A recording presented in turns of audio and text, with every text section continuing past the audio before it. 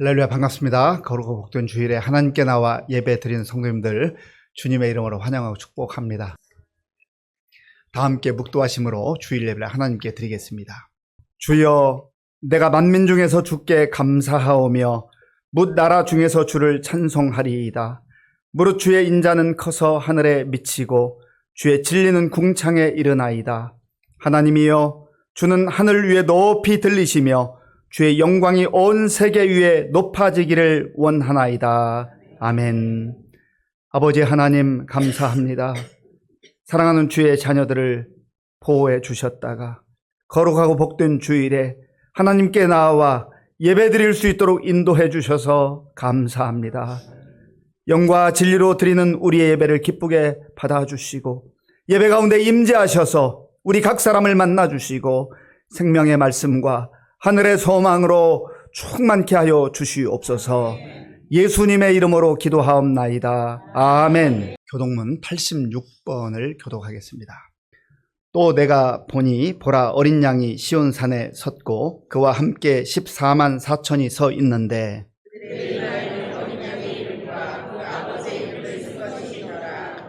내가 하늘에서 나는 소리를 들으니 많은 물소리와도 같고 큰 우레소리와도 같은데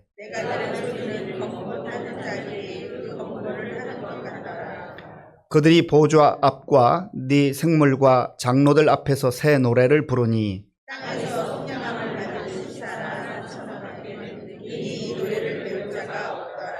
이 사람들은 여자와 더불어 더럽히지 아니하고 순결한 자라. 사람 가운데에서 속량함을 받아 처음 익은 열매로 하나님과 어린 양에게 속한 자들이니. 아멘. 이 시간 지난 한 주간을 돌아보며 우리의 죄를 하나님께 참회하는 기도를 드리겠습니다. 우리가 알거니와 우리의 옛 사람이 예수와 함께 십자가에 못 박힌 것은 죄의 몸이 죽어 다시는 우리가 죄에게 종노릇하지 아니하려 함이니 이는 죽은 자가 죄에서 벗어나 의롭다 하심을 얻었음이라. 아멘. 나는 전능하신 아버지 하나님 천지의 창조주를 믿습니다. 나는 그의 유일하신 아들 우리 주 예수 그리스도를 믿습니다. 그는 성령으로 잉태되어 동정녀 마리아에게서 나시고 본디오 빌라도에게 고난을 받아 십자가에 못 박혀 죽으시고 장사된 지 사흘 만에 죽은 자 가운데서 다시 살아나셨으며 하늘에 오르시어 전능하신 아버지 하나님 우편에 앉아 계시다가 거기로부터 살아있는 자와 죽은 자를 심판하러 오십니다.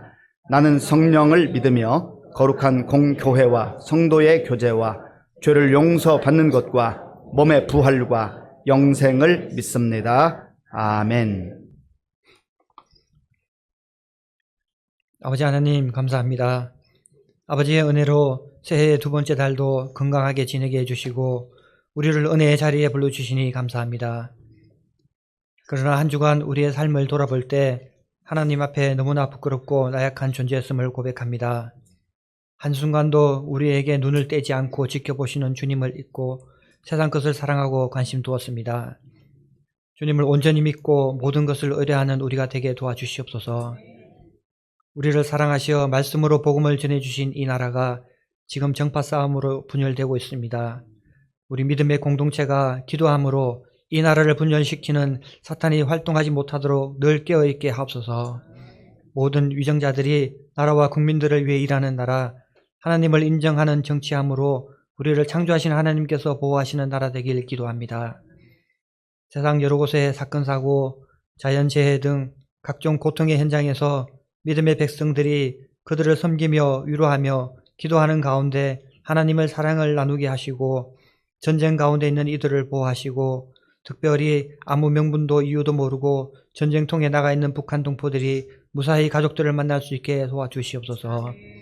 주님의 사랑으로 통일이 되어 북녘 땅에도 기쁘게 하나님을 찬송하며 하나님 보시기에 좋은 나라 되게 도와주시옵소서. 지금도 열방 곳곳에 말씀 들고 수고하는 선교사님들을 기억하시어 말씀의 능력을 더하여 주시고 그 민족들에게 믿음의 씨앗을 뿌릴 때 하나님의 때에 거두어 주실 줄 믿습니다. 어려움 당할 때도 말씀 붙들고 하나님의 선한 계획을 믿으며 사명 잘 감당하는 선교사님들에게 인도하여 주시옵소서. 우리 의정부 시민교회를 사랑하시는 하나님, 온 성도들이 교육부서를 사랑하고 아끼며 믿음의 본을 보임으로 믿음의 세대들이 세상 가운데 하나님을 더욱 사랑하며 살아가도록 인도하여 주시옵소서. 신체의 나약함과 질병의 고통, 경제적인 어려움 가운데 있는 성도님들을 위로하여 주시고 전지전능하신 하나님께서 모든 것을 의뢰하고 나아갈 때 하나님의 역사가 우리가 알지 못하는 회복의 역사가 나타나실 줄 믿습니다. 성도님들의 가정마다 하나님 주시는 은혜의 복이 가득하게 하옵소서.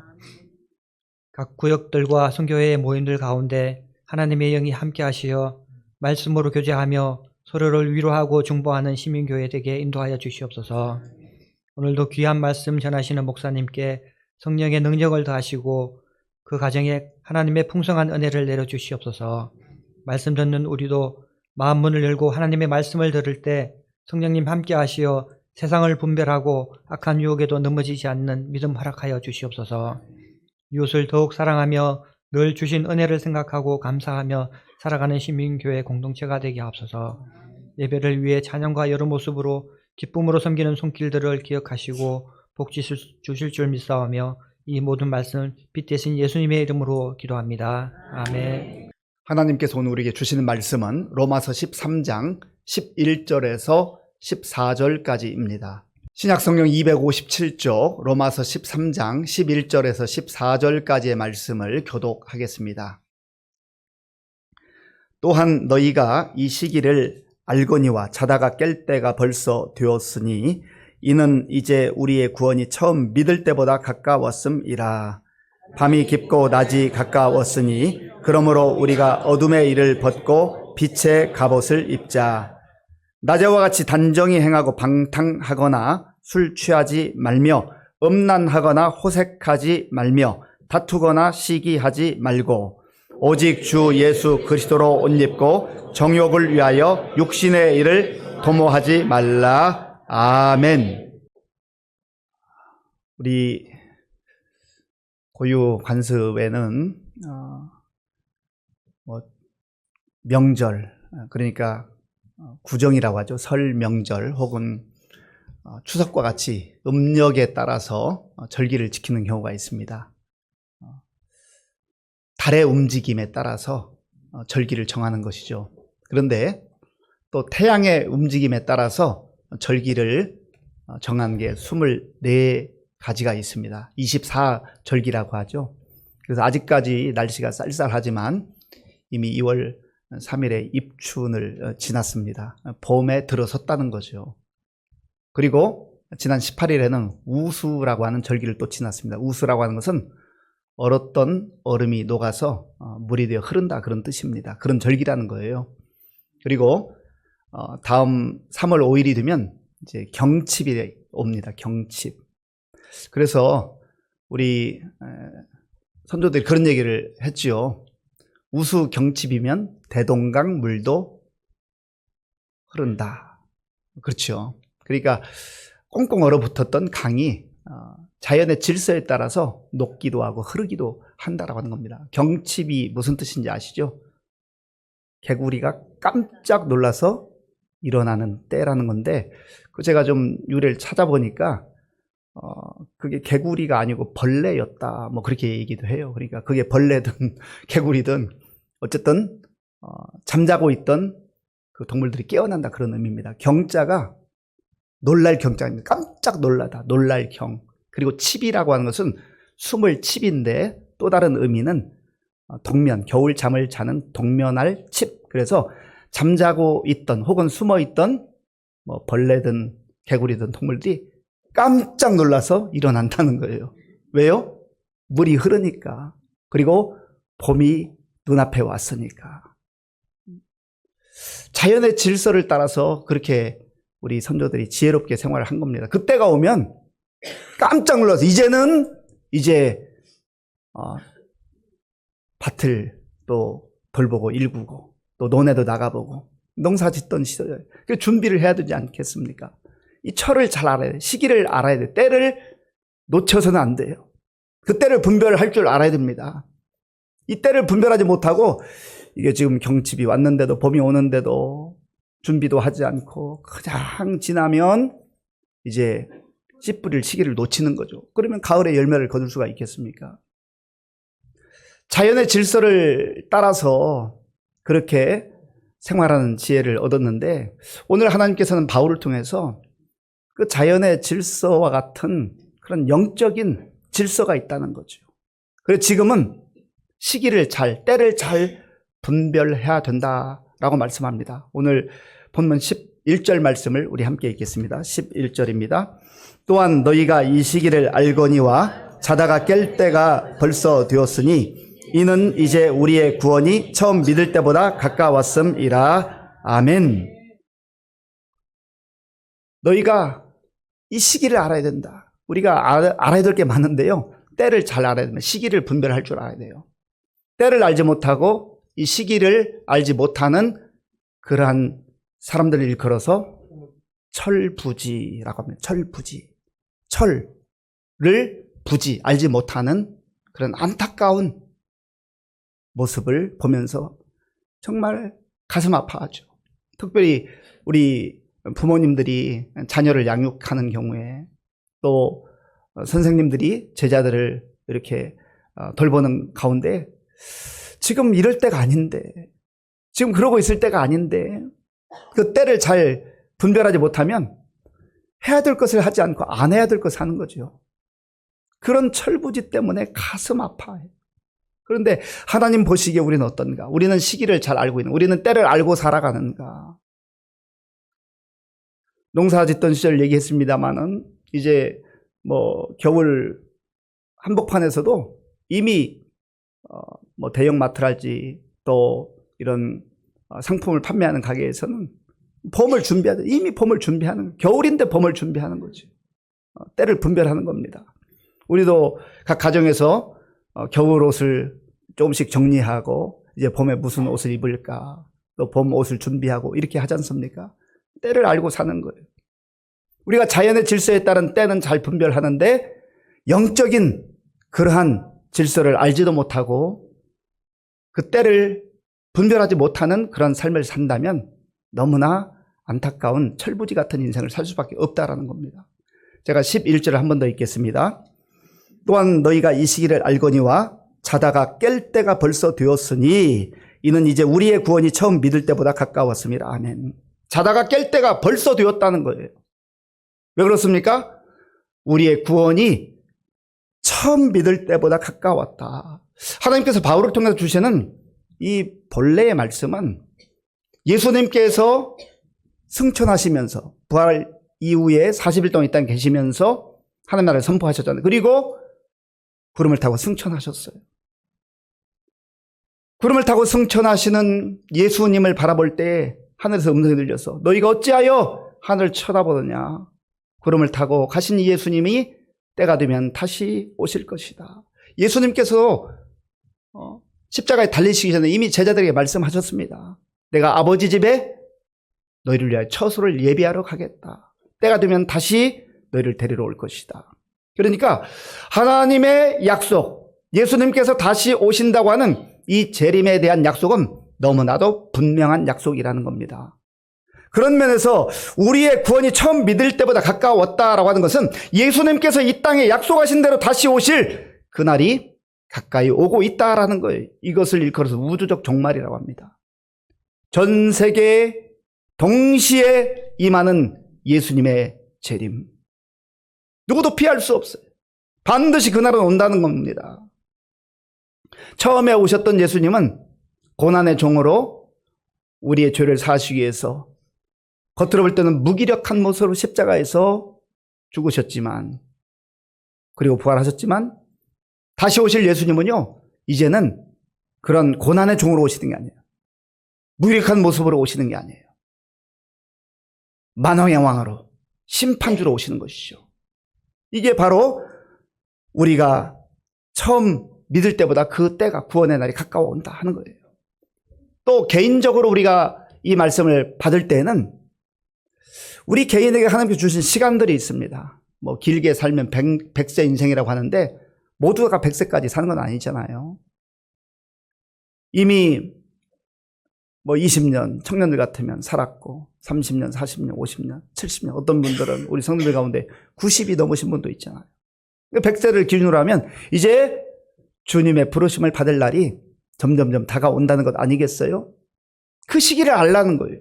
그 때를 분별하라는 거예요. 잘 준비하면 돼요. 불안하고 두려워하지 말고 하나님께서 약속하시는 그 약속의 말씀을 붙들고 하나님 앞에 설 날을 준비하면 되는 거예요. 준비하지 않아서 문제인 거죠. 학생들이 학교에 입학하고 또 혹은 새로운 학기가 시작되면 뭐 얼마나 신나요. 기대감도 있고 또 새로운 친구도 만나고 한두 달 지나다 보면 금방 중간고사라는 게 있어요. 중간에 시험을 칩니다. 그리고 중간고사 끝나고 나서 또 조금 지나면은 기말고사를 치지요. 그런데 중간고사가 있든지 말든지 기말고사가 있든지 말든지 나는 마이 웨이 내 길을 간다. 그런 학생들이 있다면 자기는 뭐 편한지 모르겠어요. 알면서도 못하면 불안하고 두렵겠죠. 그런데 그걸 때를 모르고 지금 뭘 해야 될지를 모르고 살아가는 그런 경우들을 보면 부모 입장에서 가슴이 메어지는 거예요. 선생님 볼 때는 가슴이 메어지는 거예요. 지금 이럴 때가 아닌데 저 철부지 언제 철이 좀 들까? 언제 때를 좀 분별할까? 언제 정말 이 시대가 이 시기가 어떤 시기인지를 좀 분별할까? 그런 안타까움이 있을 거 아니겠습니까? 우리 아버지 하나님도 마찬가지라는 거예요. 우리가 육신적으로는 장성했고 이미 작년 또 노년에 이르렀지만 영적으로 봤을 때에 철부지 같은 인생을 살고 있다면 지금 내가 뭘 해야 되는지 뭘 준비해야 되는지 하나님 앞에서 어떻게 살아가야 되는지 내 살아가는 여정 속에 이제 어떤 날이 올 것인지를 알고 사는 인생과 모르고 사는 인생은 너무 차이가 많다는 거예요. 영적으로 잠들어 있지 말고 깨어 있으라 하는 것입니다. 예수님께서도 이 때에 대해서 말씀하셨어요. 예수님이 12제자를 선택하시고 그들과 함께 거하시면서 하나님 나라의 복음을 전하셨어요. 그리고 또 다른 경우는 12명을 데리고 다니신 적도 있지만은 베드로와 야고보와 요한 3명의 제자를 데리고 또 다니신 때가 있었습니다. 예수님이 겟세마네 동산에 가셔서 이제 십자가를 지시기 얼마 직전에 피 땀방울을 흘리면서 아버지 하나님께 간구했어요. 지금 너무나 중요한 시기 때문에 기도로 하나님의 뜻을 구하고 하나님 주시는 힘을 받아야만 그 십자가를 질 수 있기 때문에 그렇게 기도했습니다. 제자들은 철부지 때를 모르고 졸고 있고 자고 있는 거예요. 그때 예수님이 하신 말씀이 마태복음 26장 40절 41절에 있습니다. 우리 함께 읽겠습니다. 제자들에게 오사 그 자는 것을 보시고 베드로에게 말씀하시되 너희가 나와 함께 1시간도 이렇게 깨어 있을 수 없더냐? 시험에 들지 않게 깨어 기도하라. 마음에는 원이로되 육신이 약하도다 하시고 아멘. 지금은 잠잘 때가 아닌데 너희가 어찌하여 잠들어 있느냐? 너희가 1시간도 이렇게 깨어 기도하지 못하느냐? 안타까운 마음으로 그렇게 말씀하셨죠. 그리고 하시는 말씀이 시험에 들지 않게 깨어 기도하라. 기도하지 않으면 때를 분별하지 못하면 반드시 무거운 시험이 어려운 시험이 다가온다라는 거예요. 우리가 기도함으로 깨어 하나님의 은혜를 구하고 하나님 뜻을 구하고 하나님 주시는 힘을 받아 누릴 때에만 어떠한 시련과 역경이 와도 그거를 뛰어넘기도 하고 극복할 수 있는데 그렇지 않으면 무너질 수밖에 없다라는 겁니다. 하나님께서 바울을 통해서도 말씀해 주셨어요. 에베소 교회에 보낸 편지에서 정말 지혜롭게 사는 인생이 어떤 인생인가, 때를 분별하고 시대를 분별하고 하나님이 원하시는 삶을 사는 사람이 정말 지혜로운 사람이다 말씀하시죠. 에베소서 5장 15절에서 16절부터 함께 읽겠습니다. 그런즉 너희가 어떻게 행할지를 자세히 주의하여 지혜 없는 자 같이 하지 말고 오직 지혜 있는 자 같이 하여 세월을 아끼라. 때가 악하니라. 아멘. 이 시대가 이 때가 어떤 때인지를 잘 분별해야 한다는 거예요. 너희가 어떻게 행할지를 자세히 주의하여 대충대충 하지 말고 적당하게 하지 말고 자세히 주의하여서 지혜 있는 자 같이 세월을 아끼라 그 말이에요. 지혜 없는 사람들은 하나님 뜻을 분별하지 못합니다. 하나님 뜻과 상관없이 살아가요. 열심히 살아요. 나름대로 최선을 다해요. 또 겉으로 볼 때는 잘 나가는 것처럼 보여요. 그런데 우리 하나님께서는 바울을 통하여서 때를 분별하지 못하면 지혜 없는 자, 어리석은 인생을 살 수밖에 없다는 거죠. 세상 사람들이 하나님 뜻과 상관없이 살면서도 뭐 잘 되니까요. 잘 되는 것처럼 보이니까요. 그러니까 자만한 거예요. 그런데 세월이 흘러서 하나님 부름을 받을 날이 가까이 다가오면 내가 왜 그때는 이렇게 살았을까? 그때는 왜 그렇게 살았을까? 세월이 지나가 보니 다 허망하네. 그 물질 좀 더 가지려고, 그 돈 좀 더 가지려고 가족들과도 갈등하고 때로는 싸우고 등지고 왜 그렇게 살았을까?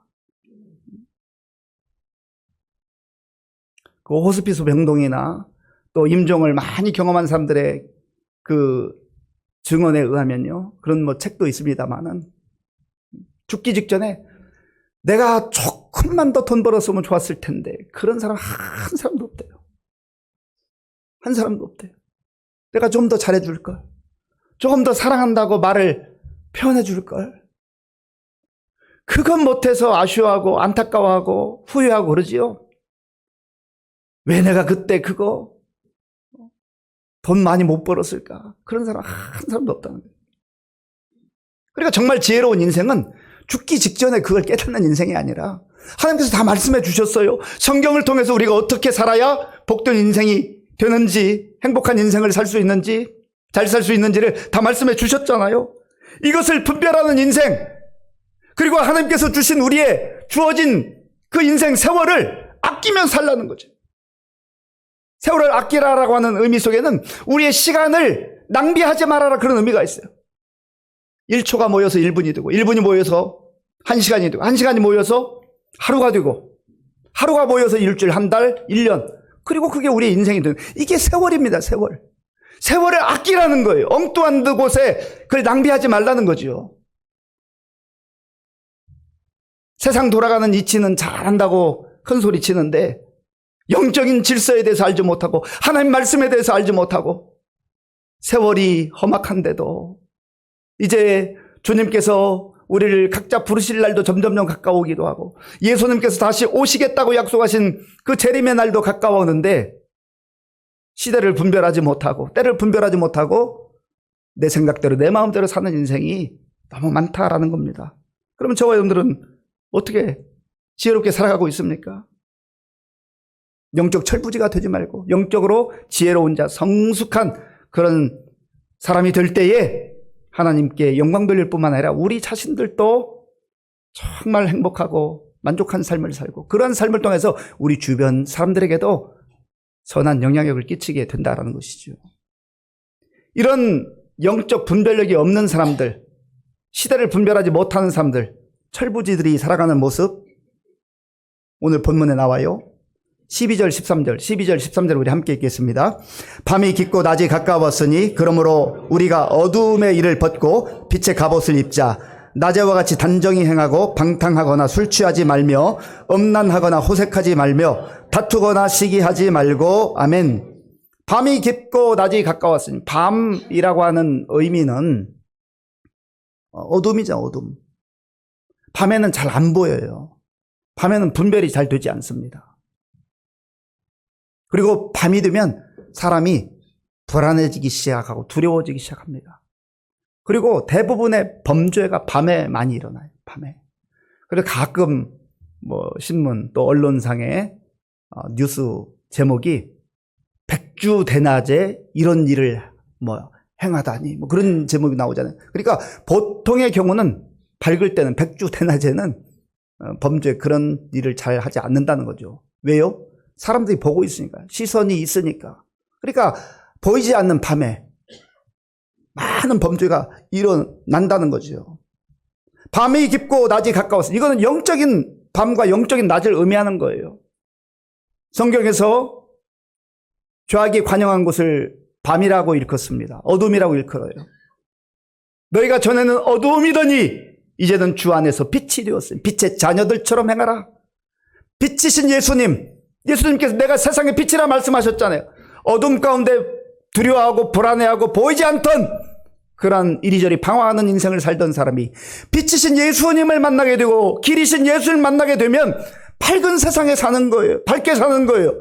그리고 더 이상 방황하지 않고 길을 따라서 생명의 소망을 가지고 사는 것 아니겠습니까? 그런데 밤의 인생을 사는 사람은 늘 어두움의 일을 추구한다는 거예요. 12절을 제가 한번 읽겠습니다. 밤이 깊고 낮이 가까웠으니 그러므로 우리가 어둠의 일을 벗고 어둠의 일을 벗어버리라 그 말입니다. 던져버리라 그 말, 끊어버리라 그 말입니다. 왜냐하면 어둠의 일은 하나님이 기뻐하지 않는 그러한 삶일 뿐만 아니라 우리에게도 백해무익한 거예요. 갈라디아 5장 19절에서 22절까지 보면 바울이 갈라디아 교회에 보내는 편지 가운데 이런 내용이 있어요. 어둠의 일 그리고 육체의 일은 같은 건데요. 같이 읽겠습니다. 육체의 일은 분명하니 곧 음행과 더러운 것과 호색과 우상숭배와 주술과 원수 맺는 것과 분쟁과 시기와 분냄과 분열함과 이단과 투기와 술취함과 방탕함과 또 그와 같은 것들이라. 아멘. 저게 육체의 일 혹은 육체의 열매들, 어둠의 일, 어둠의 열매들이 많이 나열되고 있는데 제일 끝에 보면 방탕함과 또 그와 같은 것들이라 그랬습니다. 또 다른 열매들이 추가된다 한들 그 앞에 열거한 그런 내용들을 하고 다 흡사한 것들이라는 거예요. 저기 있는 내용들 중에 야, 나는 음행이 좋다, 더러운 것이 좋다, 호색이 좋다, 우상숭배 좋다. 좋은 거 있어요? 좋은 거 하나도 없어요. 저런 열매들이 맺혀지면 마치 가시와 같아서 우리를 찔러요. 독과 같아서 우리를 죽여요. 우리를 불행하게 만드는 거예요. 죄의 열매들이에요. 저게 어둠의 일들이고 육체의 일이요 육체의 열매들입니다. 그거 벗어버리라는 거예요. 13절에서도 말씀하잖아요. 13절. 낮에와 같이 단정히 행하고 방탕하거나 술 취하지 말며 음란하거나 호색하지 말며 다투거나 시기하지 말고. 부러운 게 하나도 없어요. 여기에 있는 열매들 갖고 싶은 거 하나도 없어요. 그런데 어둠의 일을 추구하고 빛이신 예수님과 상관없이 사는 인생들은 열심히 살수록 성실하게 살수록 이런 열매들을 더 풍성하게 맺게 된다. 그런데 그걸 몰라요. 어리석어서. 철부지라서. 어둠의 일을 벗어버리고 빛의 갑옷을 입으라 말씀하잖아요. 빛은 이미 말씀드린 대로 예수님의 빛이 근원이 있어요. 그래서 빛이 들어오게 될 때 우리 마음속에는 어둠이 떠나가요. 그리고 불안과 두려움이 떠나갑니다. 보이지 않던 인생이 보이기 시작해요. 보이지 않던 하나님의 나라가 보이기 시작해요. 빛의 갑옷을 입자 했는데 갑옷은 사실은 전쟁할 때 입는 옷이잖아요. 여기서 뭐 총칼을 들고 나가서 전쟁해라 그런 의미가 아니라 영적 전쟁을 말하는 거예요.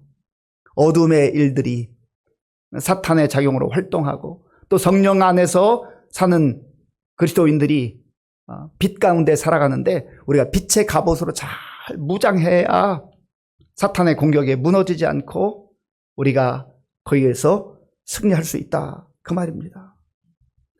또한 13절에 보면 낮에와 같이 단정히 행하고 방탕하거나 술 취하지 말며 음란하거나 호색하지 말며 다투거나 시기하지 말고 했는데 여기 단정히 행하다라는 단어가 유스케 모노스라는 단어예요. 유스케 모노스. 이 유스케 모노스 단정하다라는 의미 속에는 적당하다라는 뜻도 있고 예의 바르다라는 뜻도 있어요. 적당하게, 예의 바르게, 단정하게 아주 질서 있는 삶을 말합니다.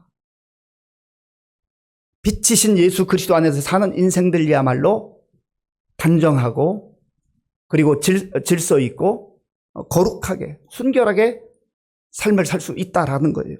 그 다음에 나오는 단어가 방탕하지 말라. 방탕하지 말라.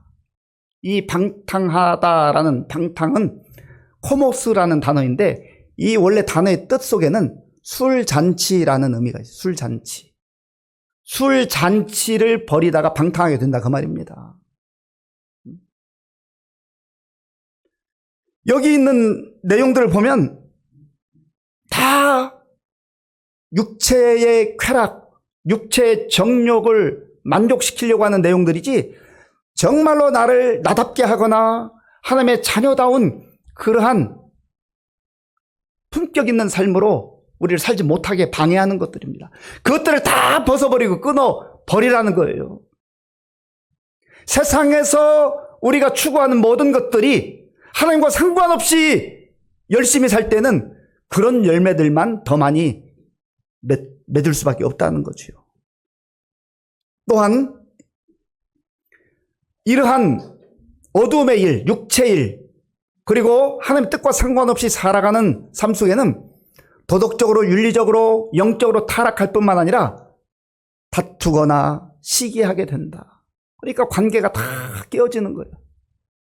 자기 자신도 망가지고 남들과의 관계도 망가지고, 그러니까 인생이 고달픈 거지요. 거기에는 사탄의 작용, 죄의 욕망이 다 스며들어와 있는 것이지요. 그것들을 다 벗어버리라 하는 것입니다. 마지막 14절 말씀, 14절 함께 읽겠습니다. 오직 주 예수 그리스도로 옷 입고 정욕을 위하여 육신의 일을 도모하지 말라. 아멘. 예수 그리스도로 옷 입어라. 옷은 그 사람의 정체성과 그 사람의 신분을 말해줍니다. 우리 교회에도 군인 가족들이 있습니다만은 군인들은요, 제복을 입을 때, 군복을 입을 때 제일 멋있더라고요. 그리고 사복을 입지 않고 제복을 입은 군인은 내가 군인이다라고 하는 군인 정신으로 말이나 행동을 함부로 하지 않습니다. 뭐 경찰관이든 아니면 뭐 의사라고 한다면 의사가 흰 가운을 입으면 나는 의사다. 그래서 환자들 진심으로 또 사랑하고 돌보는 그런 마음이 있지 않겠습니까? 세상의 옷, 어두움의 옷을 입은 사람들은 그런 열매를 맺게 돼 있어요. 그런데 우리 주님께서 바울을 통하여서 그러한 어두움의 일, 어두움의 옷, 모든 것들 다 벗어버리고 예수 그리스도로 옷 입으라 말씀하시죠. 이제 봄이 곧 눈앞에 다가왔는데요. 그러다 보면 이제 철이 바뀌면서 집에 있는 옷도 이렇게 또 정리하고 살펴보지만, 또 어떤 분들은 옷이 많은데도 옷이 입을 게 없네 하고 또 봄에 옷 한 벌 사야 되겠다 해서 이렇게 뭐 백화점에 가기도 하고 마트에 갑니다. 옷도 사야 되겠죠. 그런데 이왕이면 명품을 살까 해가지고 또 갈등하는 분도 있어요. 뭐 여건이 명품도 입으면 좋지요. 그런데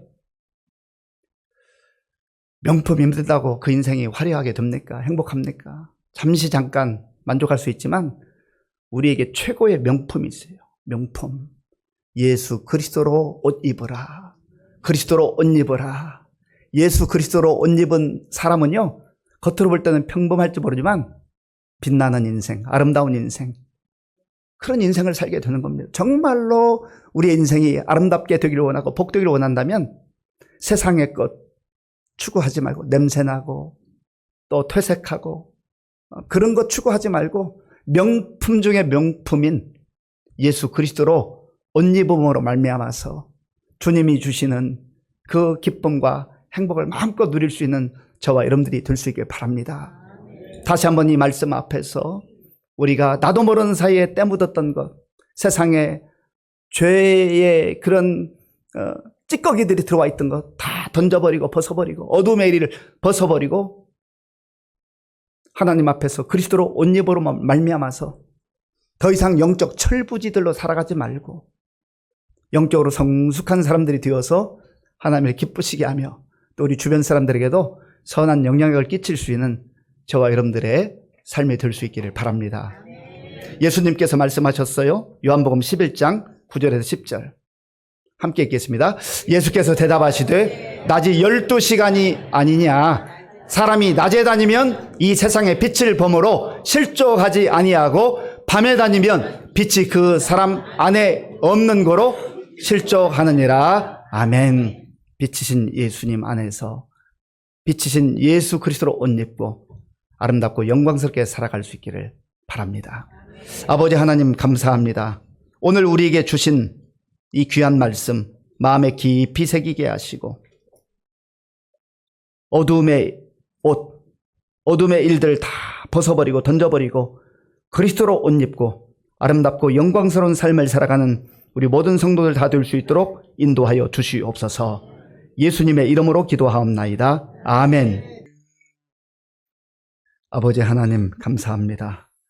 오늘 우리에게 주신 말씀을 마음에 기억하며 영적 철부지들이 아니라 영적으로 성숙한 자들로 멋지고 아름답게 살아가는 우리 성도들 되게 하여 주시옵소서. 우리에게 베풀어 주신 은혜 가운데 구별하여 주일헌금 11조 감사헌금과 각종 목적 헌금을 믿음으로 드리오니 기쁘게 받아주시고 이 물질이 쓰이는 곳마다 주의 영광이 나타나며 예수님의 생명의 복음이 전파되게 하여 주시옵소서. 우리 성도들 가운데 연로함으로 인해서 예배당에 함께 나와서 예배드리고 싶어도 나오지 못하는 우리 성도님들 긍휼을 베풀어 주시고 또 믿음을 끝까지 견지하고 승리의 삶을 살게 하여 주옵소서. 또 육신의 질병으로 인하여서 눈물로 기도하며 치료 중에 있는 우리 성도들을 긍휼히 여겨주시고 주님께서 어루만져 주시고 깨끗하게 회복되는 역사가 있게 하여 주옵소서. 학업과 취업과 결혼과 자녀 양육과 여러 가지 인간관계의 복잡한 문제들을 풀기 위해서 또 경제적 어려움 가운데 눈물로 기도하는 성도들의 기도를 들어 응답하여 주옵소서. 나라가 여전히 어지럽고 혼란 가운데 있습니다. 주님 불쌍히 여겨주시고 어려울 때 교회와 성도들이 깨어 기도하는 가운데 하나님의 도우심으로 다시금 안정되고 바로 세워지게 하여 주시옵소서. 군 복무중인 청년들을 기억해 주시고 군인 가족들을 붙잡아 주시며 지금도 세계 열방에 나가 복음 증거하는 선교사님들 하나님께서 보호하시고 인도하여 주시옵소서. 예수님의 이름으로 축복하며 기도하옵나이다. 아멘.